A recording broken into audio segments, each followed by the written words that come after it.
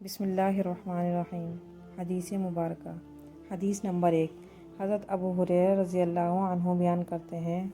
رسول اللہ صلی اللہ علیہ وسلم نے فرمایا، جب مسلمان یا مومن بندہ وضو کرتا ہے اور وہ اپنا چہرہ دھوتا ہے تو آنکھوں کے دیکھنے سے ہونے والی تمام خطائیں پانی کے ساتھ یا پانی کے آخری قطرے کے ساتھ اس کے چہرے سے نکل جاتی ہیں، پر جب وہ اپنے ہاتھ دھوتا ہے تو اس کے ہاتھوں سے جو خطائیں سرزد ہوتی ہیں وہ پانی کے ساتھ یا پانی کے آخری قطرے کے ساتھ اس کے ہاتھوں سے نکل جاتی ہیں، پر جب وہ اپنے پاؤں دھوتا ہے تو اس کے پاؤں سے جو خطائیں سرزد ہوتی ہیں وہ پانی کے ساتھ یا پانی کے آخری قطرے کے ساتھ اس کے پاؤں سے نکل جاتی ہیں، حتیٰ کہ وہ گناہوں سے صاف ہو جاتا ہے۔ حدیث نمبر 2۔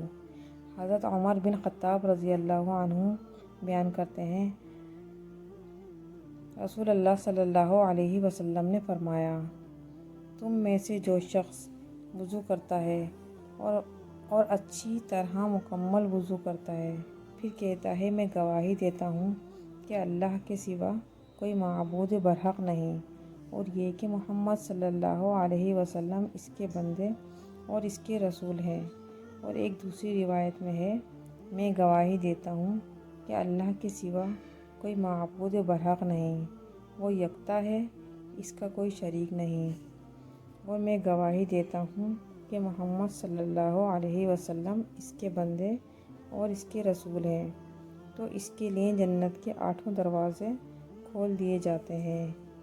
وہ جس سے چاہے داخل ہو جائے۔ تمام مسلمان بہن بھائیوں سے گزارش ہے، ان احادیث مبارکہ پہ عمل کرنے کی کوشش کریں اور مجھے اپنی